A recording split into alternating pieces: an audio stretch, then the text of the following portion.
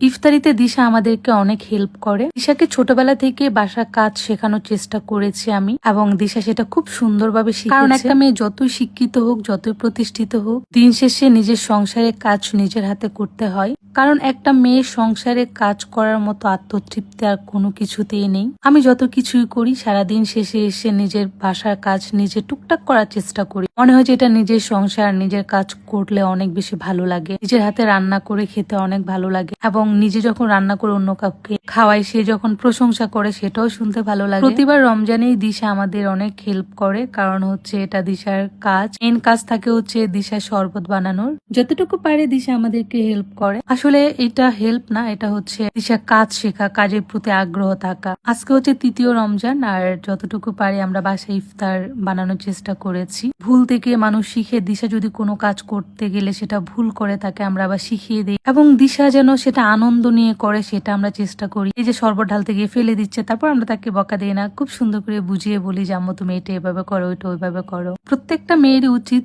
বাসার কাজ শেখা, আর প্রত্যেকটা বাবা মারই উচিত বাসার কাজ শেখানো।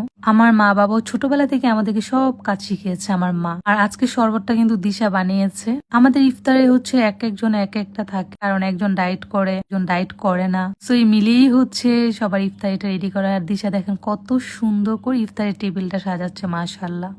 আলহামদুলিল্লাহ, দিশা সবকিছু রেডি করে সুন্দরভাবে বসে গিয়েছে ইফতার করার জন্য। সবাইকে মাহে রমজানের অনেক অনেক শুভেচ্ছা। সবাই যেন সুস্থভাবে ভালোভাবে সব কয়টা রোজা রাখতে পারেন। আল্লাহ যেন সবাইকে সে তৌফিক দান করে। সবাই ভালো থাকবেন। আল্লাহ।